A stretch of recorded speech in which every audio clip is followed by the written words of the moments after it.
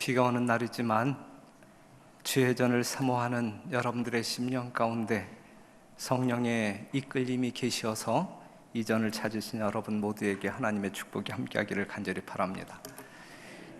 멀리 미국에서 여러분들에게 아름다운 찬양을 들려드리기 위해서 달려온 우리 이한결 군의 아름다운 찬양 너무너무 감사하고 우리 한결 군의 삶을 통해서 하나님의 영광이 드러남에 대하여 또다시 감사합니다.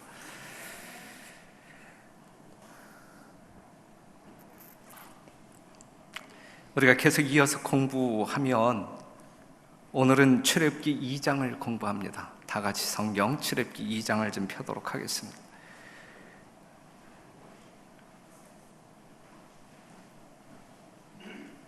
우리가 지난 시간에 살펴볼 때 요셉을 알지 못하는 애굽의 바로가 등장하면서 이스라엘 백성들을 박해합니다.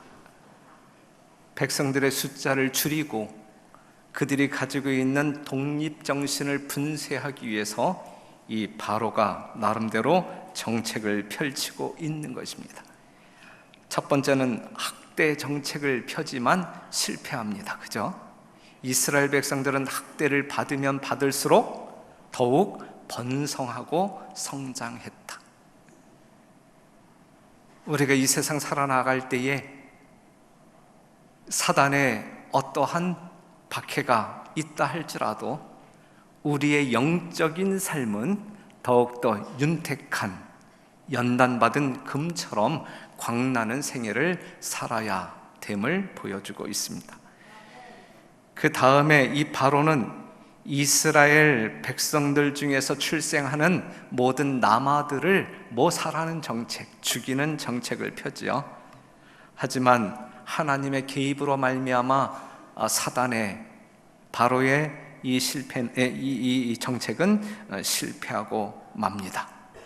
그러자 모든 신민들에게, 이스라엘 모든 백성들에게 이제 산파 대신에 모든 애굽 백성들에게 이제 이스라엘 백성들 중에서 남자로 태어난 아이들은 다 죽이라고 하는 명령을 내리죠. 이 법령이 강행되고 있을 때에 이제 출애굽기 2장 1절에 있는 말씀 한번 보죠. 여러분들이 펴신 출애굽기 2장 1절에 있는 말씀을 보면 어떤 말씀이 있어요? 레위, 다 같이 시작. 레위 족속 중 한 사람이 가서 레위 여자에게 장가 들었더니, 레위 족속 중 한 사람이 누구와 결혼을 해요? 레위 족속 여자와 결혼을 했다.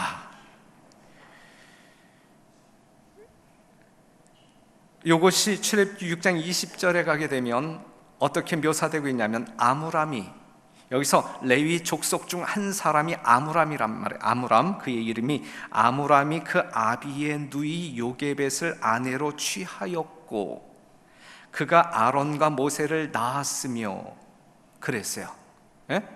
그러니까 레위 족속인 아므람이 누구와 결혼을 하냐면 요게벳과 결혼을 하는데 요게벳이 누구냐면 그의 고모, 조카와 고모가 결혼을 했단 말이에요. 무슨 말씀인지 이해가 되죠? 출애굽기 6장 20절에 있는 말씀을 보면 그렇단 말이죠. 그래서 아므람은 그의 고모 요게벳과 결혼을 한 거예요. 본교 주석 1권 560페이지를 보게 되면 아므람은 고핫의 아들이요 레위의 손자이고 요게벳은 그의 고모인 레위의 친딸이다 그랬어요. 뭐 이런 족보가 다 있나? 그죠? 오늘날 세상 우리들의 이해로는 참 이해가 안 되는 아주 이상한 족보죠. 이상한 족보. 그런데 이러한 족보가 존재했던 이유가 뭐예요? 이유가 혈통보호. 영적인 혈통보호를 위해 믿음을 같이 하지 아니하는 사람들과 결혼하는 것을 성경은 금하고 있어요.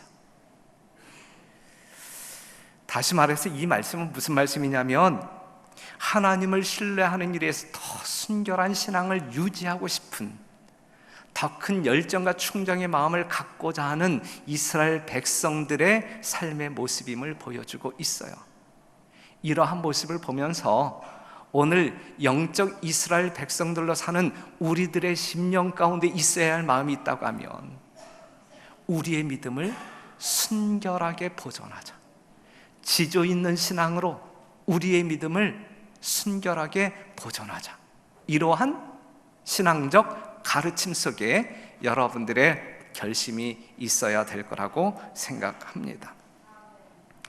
2절에 있는 말씀을 보면 어떤 말씀이에요? 2절, 그 여자가 요게벳이 잉태하여 아들을 낳아 그 준수함을 보고 그를 석 달을 숨겼더니 그랬어요. 그 여자가 잉태하여 아들을 낳았다 그랬는데 이때에 낳은 아들이 아론이 아니고 누구라고요? 모세를 낳았다. 모세를. 미리암, 아론, 그 다음에 셋째 아들 모세가 태어난 것입니다. 모세가 태어났을 때에 그 부모들이 그 아이를 들여다볼 때에 그 준수함을 보고 그래요. 준수함. 모세는 준수한 모습으로 태어났단 말이에요. 준수함. 이 준수함에 대한 히브리어에는 세 가지 의미가 다 포함되는데 그것은 뭐냐면 명석한 지능을, 그 다음에 정서적인 안정, 그리고 세 번째로 육체적인 완전함. 다시 말해서 지덕체가 겸비되어 있는 균형진, 정말 하나님의 균형진 성품을 포함하고 있다라는 사실을 보여주고 있어요. 모세가 그러한 모습으로 이 땅에 태어납니다. 그 부모는 이스라엘의 해방 시기가 가까이 이르고 있다는 것과 하나님께서 당신의 백성을 위하여 한 구원자를 일으키시라는 것을 믿고 그들의 아이가 희생당하지 않게 하기로 결심하였다 그랬어요. 그 당시 이 모세의 부모의 마음 가운데, 그 믿음 가운데는 어떠한 믿음이 있었냐면 이제 우리의 노예 시절은 끝난다. 분명 해방될 것이다. 그리고 우리를 구원할 구원자가 나타날 것이다. 여기에 대한 믿음의 확신이 있었어요. 그런데 그러한 시기에 더군다나 어떤 그 위험한 시기에 모세가 태어난 것이거든요. 모세는 죽어야 할 사람이에요. 태어나자마자 죽어야 할 사람. 하지만 그의 준수함을 본 그의 부모들, 더더군다나 이스라엘 백성들이 애굽으로부터 곧 해방될 것에 대한 분명한 믿음을 소유한 이 부모들은 어떠한 수단, 어떠한 수를 다한다 할지라도 이 아이를 살리자라고 결심을 해요. 살리자, 이 아이를 희생시키지 말고 살리자.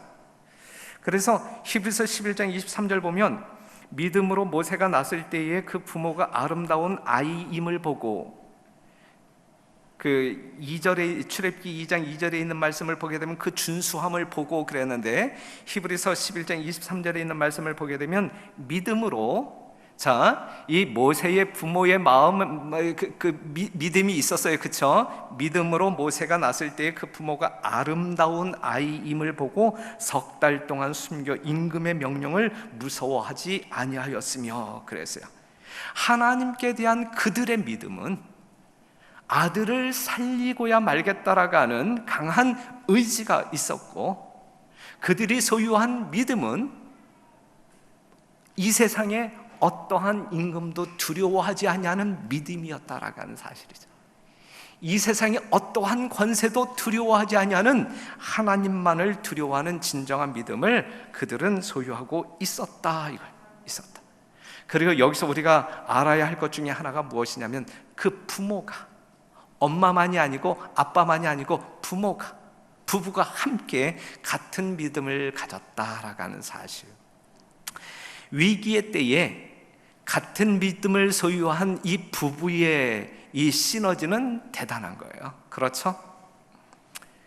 부부가 함께 신앙하는 여러분들의 가정이기를 간절히 바라고, 아직 부부가 함께 신앙을 하지 아니한다면 절망하지 말고 우리가 기도하면서 상대방을 하나님께로 인도하는 일에 더없이 열심을 내어 노력해야 할 것입니다. 부모들이 갓난 모세를 보았을 때에 그 준수함을 보았고 아름다운 아이임을 보았어요. 사도행전 7장 20절에 있는 말씀을 보면 그때 모세가 낳는데 하나님 보시기에 뭐한지라? 아름다운지라. 그때 모세가 낳는데 하나님 보시기에 아름다운지라. 하나님이 보실 때에도 심히 아름다웠다. 우리 하나님이 하나님의 자녀로 거듭난 여러분들을 바라볼 때에 어떻게 보이실까? 아름다운, 보시기에 아름다운지라, 이렇게 표현할 수 있겠죠. 그렇죠? 우리가 지난 안식일에 21명의 영혼이 침례를 받음으로 말미암아 하나님의 품에 안기었는데 그들의 모습을 보면서, 물에서 올라오는 그들의 모습을 보면서 우리 하나님께서는 얼마나 그들이 아름답게 보였을까? 오늘 이 성전에 앉아 계신 여러분들, 하나님의 귀한 백성으로 거듭나서 하나님의 자녀로 살아가고 있는 여러분들의 모습을 보게 될 때에 우리 하나님의 눈에는 여러분들이 얼마나 아름답게 보일까? 그래서 이 안식일은 하나님께서도 기뻐하시는 안식일, 여러분들도 기뻐하는 안식일임에 틀림이 없습니다. 하나님 보시기에 아름다운 아이, 분명 하나님께서 쓰시기 위하여 이 땅에 태어나게 하신 소중한 아이임을 우리는 확인할 수 있습니다. 그러한 모세가 석 달 동안 그 부모의 보호 아래 감추어지죠. 하나님을 신뢰하는 그들은, 부모는 3개월 동안 아무것도 하지 아니한 것이 아니라 어떻게 했을까? 최선을 다하여 이 아이의 생명을 보존하기 위하여 최선을 다했을 것임에 틀림이 없어요. 틀림이 없어요. 사랑하는 성도 여러분, 여러분들 가정에 있는 갓난 아이들, 또한 성장하고 있는 귀한 자녀들, 정말 그 아이들이 이 세상 수많은 사단의 세력으로부터 보호함을 받기 위하여 부모된 자로서 최선을 다하는 주의 귀한 종들이 되기를 간절히 바랍니다. 오늘 이 저녁 시간에 우리 어린이교회의 어린 귀한 영혼들이 이 성전에 올라왔는데 그 어린아이들을 바라보는 모든 성도들의 눈에는 정말 아름다움이 있어야 할 것이고, 그 자녀들을 책임지는 부모들의 심령 가운데 지금 이 모세의 부모들처럼 믿음으로 정말 악의 세력으로부터 그 아이들을 보존하고자 최선의 노력을 경주해야 할 것입니다. 3절에 있는 말씀 볼게요. 3절, 여러분들이 가지신 책 출애굽기 2장 계속 펴놓고 3절 봅니다. 다 같이 한번 읽어볼게요. 시작. 더 숨길 수 없이 되매 그를 위하여 갈 상자를 가져다가 역청과 나무진을 칠하고 아이를 거기 담아 하숫과 갈대 사이에 두고 그랬어요. 3개월까지는 잘 숨겼어요. 버틴겼단 말이죠. 그런데 더 이상 숨길 수가 없는 거예요. 탄론하게 될 수밖에 없어요. 탄론하면 죽을 수밖에 없는 거예요. 그랬을 때에 그들이 정말 기도하며 방법을 찾았을 때에 갈대 상자를 만듭니다. 갈대 상자.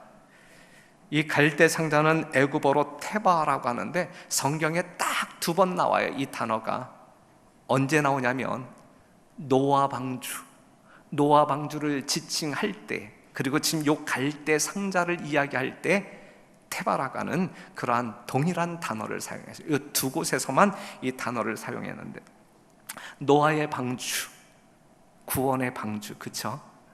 이 갈대로 그 방주를, 상자를 만든 다음에 그 사이를 뭘로 발라요? 역청과 나무진. 여기서 역청이라고 하는 것은 그 아스팔트, 아스콘, 우리 성경 주석을 보게 되면 그렇게 번역해 놓았어요. 역청과 나무진을 바르는 이유는 뭐예요? 틈새를 막기 위해서. 틈새를 막기 위해서. 구원의 방주에는 뭐가 없어야 돼요? 틈이 없어야 돼요. 틈이. 그죠? 뭔가 끼어들, 새어들 틈이 있어서는 안 돼요. 에베소 4장 27절에 있는 말씀을 보게 되면 마귀로 하여금 마귀에게 무엇을 주지 말라 그랬어요? 틈을 주지 말라 그랬어요. 하늘 가나안을 향하여 전진하는 하늘 백성들이시여, 이 세상 살아나갈 때 여러분들의 삶 가운데 수많은 사단의 유혹이 여러분들의 심령 가운데 삐집고 들어오기 위하여 틈을 찾고자 할 때에 그 틈을 주지 말라 그랬어요. 마귀에게 틈을 주지 말라 그랬어요. 틈새가 보이거든 그것을 막을 수 있는 진정한 영적인 주의 종들이 되기를 간절히 바랍니다. 그 다음에 그 갈대 상자를 어디에다 두었어요? 갈대 사이에 두었어요. 갈대 사이에. 갈대 사이에 둔 이유는 뭐예요? 떠내려가지 않도록 하기 위하여. 떠내려가지 않도록 하기 위하여. 강물에 떠내려가서는 안 되잖아요. 구원받은 여러분들이 이 세속의 물결에 떠내려가서는 안 되잖아요. 그렇죠? 그렇기 때문에 보존되어져야 돼요. 있어야 할 곳에 있어야 되는 거예요. 세상 조류와 함께 흘러간다라고 하게 되면 여러분들의 생명은 안전하지 못하다. 안전하지 못하다. 4절에 있는 말씀 보면 그 누이가 어떻게 되는 것을 알려고 멀리 섰더니 그랬어요. 어머니는 그곳에 더 이상 머물러 있을 수가 없었어요. 애굽 사람들의 눈에 띄게 되면 아이의 생명도 엄마의 생명도 위험해요. 그래서 엄마는 화급하게 그 자리를 떠납니다. 하지만 이제 한 10살 정도 된 모세의 누이 미리암이 그 자리를 떠나지 않아요. 이 방주가, 모세가 담겨져 있는 이 방주가, 이 갈대 상자가 어찌 될까 감시하고 있었어요. 그런데 미리암만이 그 갈대 상자를 지켜보고 있었던 것이 아니라 하나님께서 보내신 또 다른 감시자가 있었어요. 어머니의 열렬한 기도는 아이를 하나님의 보호에 의탁하였다. 부모 되신 여러분, 여러분들의 열렬한 기도가 여러분들의 자녀들의 영원한 운명을 하나님께 의탁해야 되는 거예요. 그렇죠? 그리고 천사들이 그의 쓸쓸한 휴식처 위를 날고 있었다. 천사들은 바로의 딸을 이곳으로 인도하였다 그랬어요. 그래서 5절에 있는 말씀을 보면 바로의 딸이 목욕하러 하수로 내려오고 시녀들은 하숫가에 거닐 때에 그가 갈대 사이에 상자를 보고 시녀를 보내어 가져다가 열고 그 아이를 보니 아이가 우는지라. 그가 불쌍히 여겨 가로되 이는 히브리 사람의 아들이로다 그랬어요. 자, 보면 바로의 딸이 하숫가로 목욕하러 온단 말이죠. 사랑하는 성도 여러분, 지체 높으신 일국의 공주가 강에서 목욕을 해요. 예의범절을 따지는 동양적 사고로서는 이해가 잘 안 되는 부분이죠. 하지만 이것이 애굽에서는 결코 문제가 되지 않습니다. 왜냐하면 나일강에서 목욕을 하는 것은 애굽인들에게 있어서 이것은 일종의 신앙적 행위입니다. 그들에게 나일강은 신성할 강일 뿐만 아니라 신 자체, 우리가 나중에 이제 열재앙에 대해서 공부하게 되면 아시겠지만 이 나일강은 애굽 사람들에게 있어서 하나의 신으로 섬김의 대상이 되었습니다. 그래서 거기서 목욕하는 사람들은 다산과 장수의 축복을 누릴 것에 대한 믿음을 가지고 목욕하는 거예요. 나일강의 하수에 몸을 잠그는 것은 닐루스라는 나일신의 품에 안기는 것이나 다름이 없는 것이었어요. 애굽 사람들에게. 그래서 공주가 나일강 하숫가에 나와서 정말 닐루스라고 하는 신의 품에 안기는 신앙적 행위를 하고 있는 것입니다. 그랬을 때 거기서 뭘 만나요? 갈대 상자를 만나요. 상자를 열었을 때 아이가 울었어요. 당시의 정세를 아는 공주는 그것이 무엇을 의미하는지 알죠? 야, 요것 봐라. 이스라엘 백성들이 아이를 나놓고 살리기 위하여 별짓 다 하네. 예. 그러한 상황을 알았단 말이죠. 하지만 그러한 어떤 그 정세적 상황을 다 아는 공주였지만 그 아이를 보는 순간 불쌍한 마음이 있었어요. 그래서 그 아이를 살려야 되겠다라고 하는 마음이 있었어요. 누가 준 마음일까? 이것이 누가 준 마음일까? 천사들을 시켜서 그 공주가 이 나일강 하숫가, 이 방주가 있는, 이 갈대 상자가 있는, 모세가 있는 그곳으로 인도되었고, 그 상자를 열었을 때에 모세가 우는 모습을 볼 때에 이 아이를 살렸으면 좋겠다라는 그 마음을 하나님께서 주신 거죠. 결코 우연이 아니다. 우연이 아니다. 우리들의 삶 속에서 나타나는 수많은 것들이 우연히 일어나는 것이 아니라 이것은 하나님의 섭리 가운데 진행되고 있는 것임을 여러분들이 이해하시고 믿으실 때에 그 환경 속에서 여러분들의 신앙은 더 크게 성장할 수 있는 것입니다. 제가 별내교에 와서 지금 목회하고 있는 것 우연일까? 아니면 하나님의 섭리일까? 여러분들이 이 교회를 정말 같은 마음으로 한 마음 되어서 성령의 도우심으로 말미암아 계속적인 선교를 이룩하는 것이, 이것이 여러분들 심령 가운데 우연히 발생되어지는 것일까? 아니면 하나님께서 여러분들 심령 가운데 그러한 마음을 넣어주시는 것일까? 하나님의 섭리로 여러분들이 이해하시고 믿으시고 정말 그 섭리에 순종하시면서 하나님께 영광 돌리는 귀한 주의 종들이 되기를 간절히 바랍니다.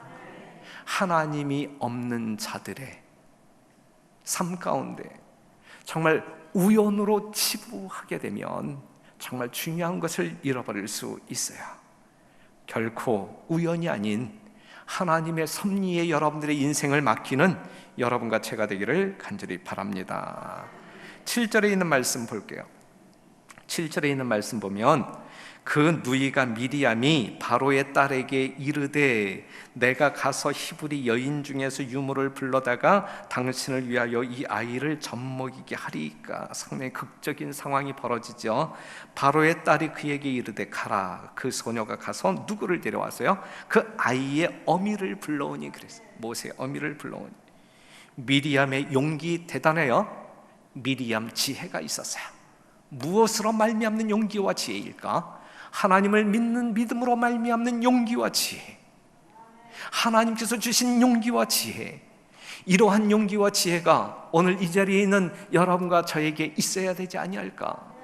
하나님을 믿는 우리에게도 이러한 믿음이 있어야 되고 이러한 용기가 있어야 되고 지혜가 있어야 되지 아니할까?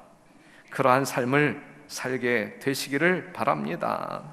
9절에 있는 말씀, 바로의 딸이 그에게 이르되 이 아이를 데려다가 나를 위하여 젖을 먹이라. 내가 그 삭슬 주리라. 여인이 아이를 데려다가 젖을 먹이더니 그랬어요. 분명 누구의 기도의 응답이에요? 요게벳의 기도의 응답이다 이거지. 요게벳의 믿음에 대한 보상이다 이거죠. 사랑하는 성도 여러분, 여러분들의 기도가 응답받는 기도이기를 바라고 여러분들의 믿음이 늘 보상받는 믿음이기를 간절히 바랍니다. 요게벳은 얼마나 큰 축복을 누리면서 행복스러운 과업을 얻었습니까? 양육비를 받으면서 안전이 보장된 가운데 모세를 마음 놓고 가르칠 수 있었어요. 그러한 그가 이 모세를 어떻게 키웠을까? 어떠한 심령으로 키웠을까? 언젠가는 어디로 갈 아이예요? 바로의 궁전으로 가야 할 아이인데 시간은 없는데 이 요게벳은 이 모세를 어떠한 심령으로 키웠을까? 요게벳은 모든 기회를 이용해서 하나님을 위하여 자기 아이를 교육하는 일에 열중 또 열중했어요. 위대한 사업을 위하여 이 아이가 보존되었음에 대한 분명한 확신을 가지고 정말 정성을 다해 심혈을 기울여 목숨 걸고 가르쳤어요. 그 여자는 부조와 선지자에 있는 말씀 보면 그 여자는 그의 마음에, 모세의 마음에 하나님을 경외하고 진리와 공의를 사랑하는 정신을 불어넣고자 노력하였으며 어떤 부패케 하는 영향에서든지 그가 구원받을 수 있도록 열렬하게 기도하였다. 그 여자는 우상 숭배의 어리석음과 죄를 그에게 보이고 어려서부터 어떠한 비상사태이든지 그의 기도를 들으시고 도와주실 수 있는 살아계신 하나님께 머리를 숙여 기도하기를 가르쳤다 그랬어요. 여러분, 우리들의 자녀들을 이렇게 가르치자 이거죠.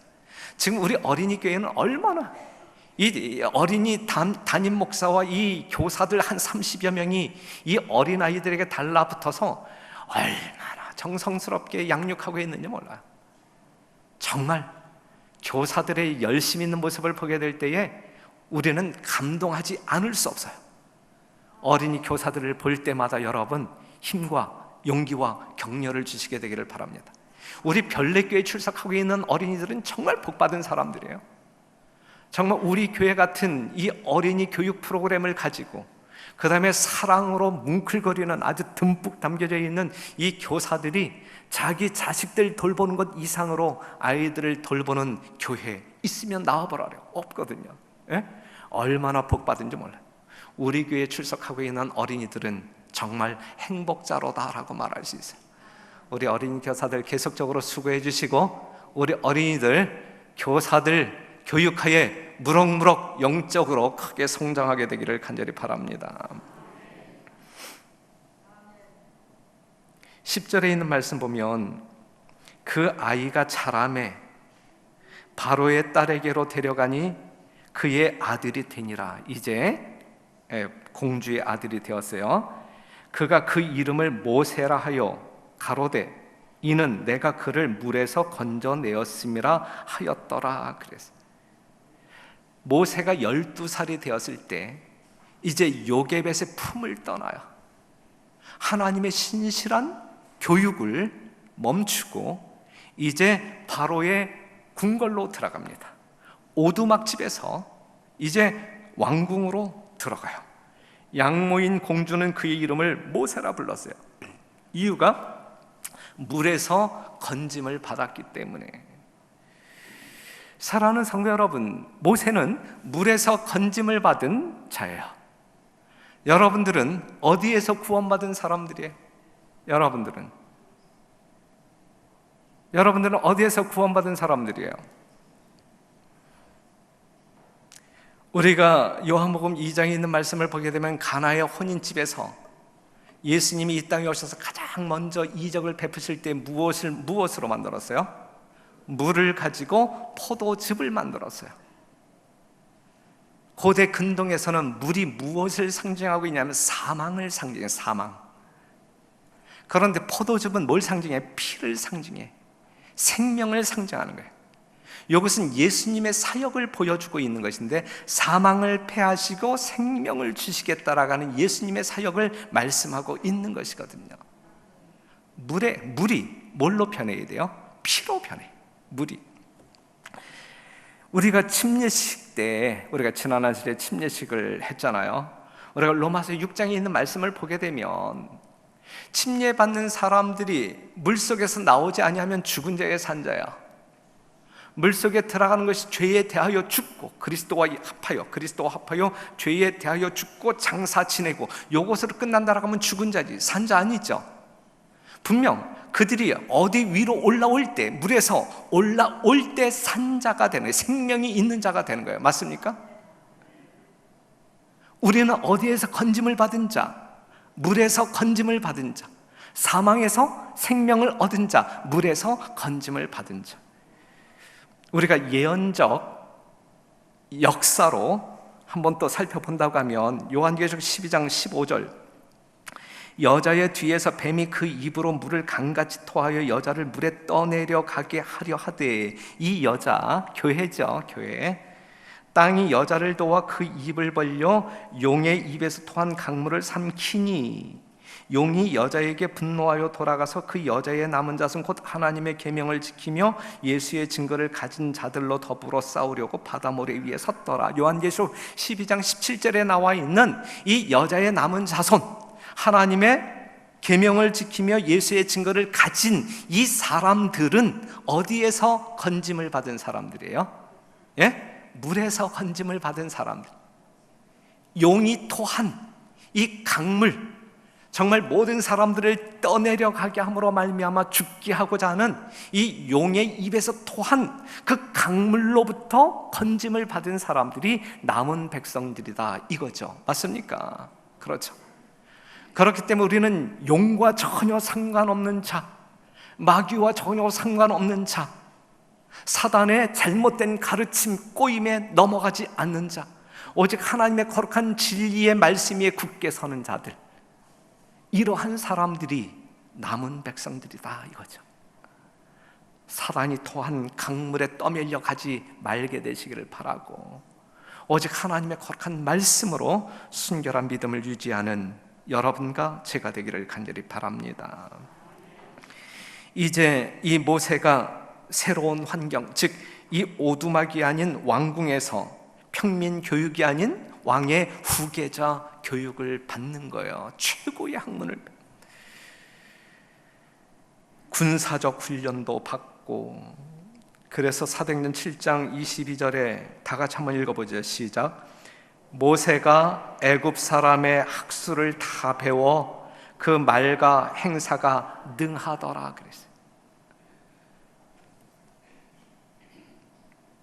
비범한 인물로 모세가 평판을 받게 됩니다. 애굽의 법률 가운데는 어떤 법률이 있냐면, 바로의 보좌에 앉기 위해서는 사제 계급의 일원이 되어야 한다. 그래서 모세는 세자로서 국가 종교의 비밀을 이어받아야 할 사람이었어요.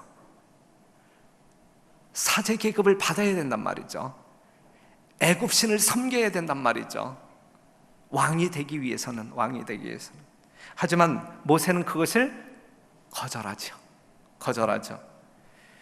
그래서 왕궁으로부터 위협이 있었어요. 너 그러면 왕 못 돼. 그 다음에 그 공주는 너 그러면 나와 아무런 상관이 없어. 우리는 모자간의 관계를 끊어야 돼. 이러한 협박이 있었어요. 그럼에도 불구하고 모세는 뭐 하지 않았다? 그들의 요구 조건을 받아들이지 않았다. 하나님을 믿는 정체성을 그는 분명히 했다. 지조 있는 신앙, 굽힘이 없었다.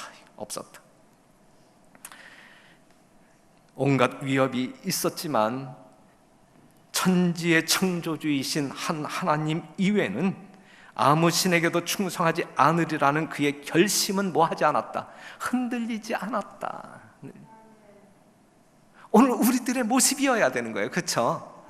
어떠한 상황일지라도 그의 결심, 하나님을 향한 충성의 마음, 신뢰의 마음 결코 흔들리지 않았다.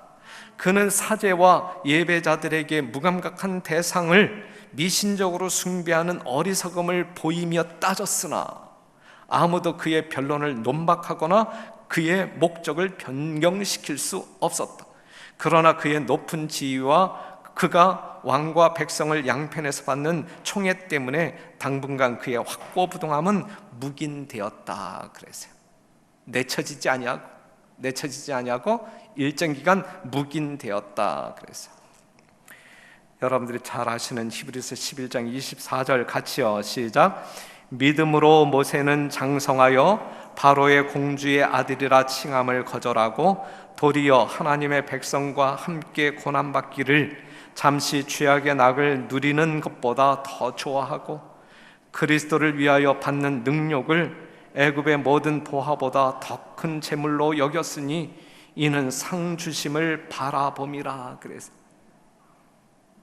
아름다운 믿음, 대단한 믿음 아닙니까? 그렇죠?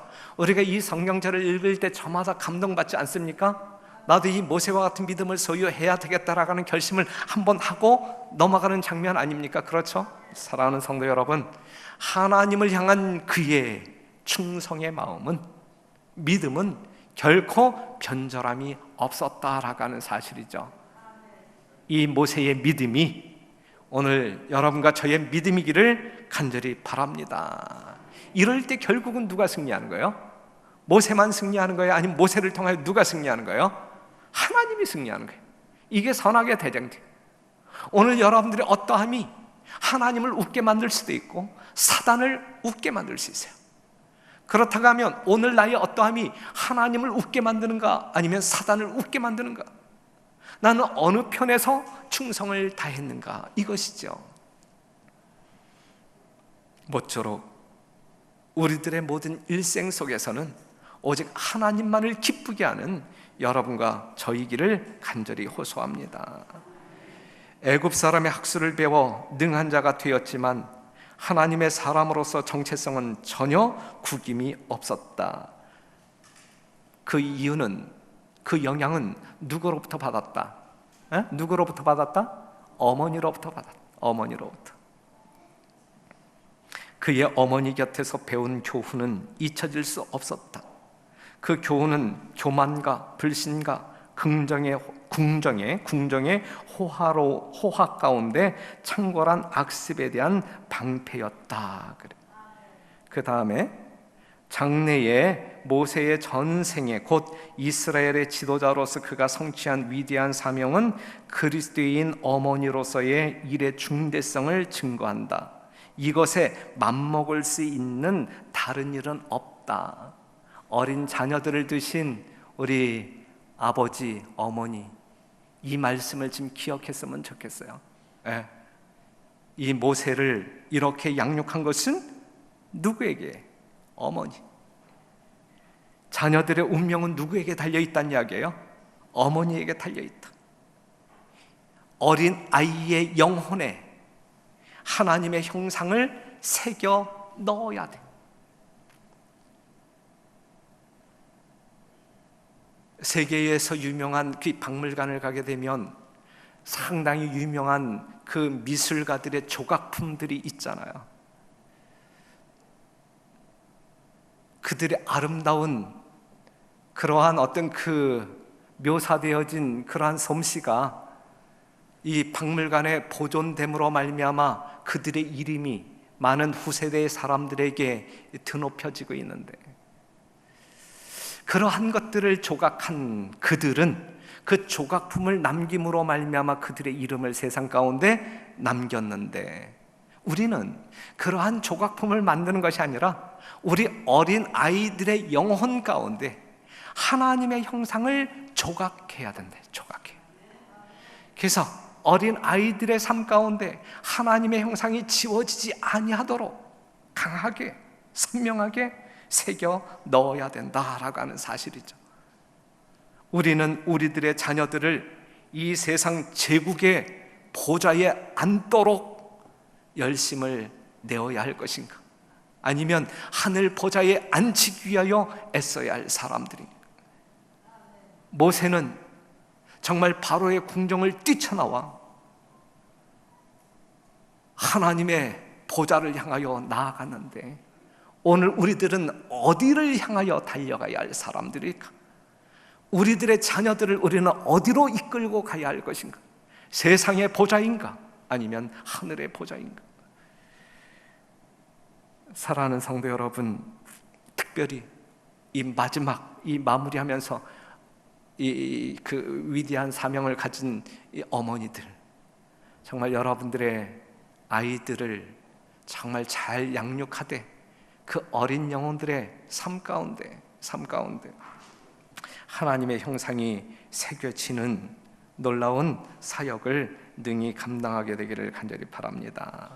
오늘날 부모들 말이죠. 자식들을 위해서라면 뭐든 다해. 예? 돈이라면 뭐든 다해. 이제 이러한 어떤 그 신념을 가지고 살아가고 있는데, 실제적으로 여러분들이 어린 아이들을 위해서 우리는 주님을 위해서는 뭐든 다해, 이렇게 말을 바꾸어서 생활하게 될 때에 우리 자녀들에게 하나님의 형상이 각인되어질 거라 생각합니다.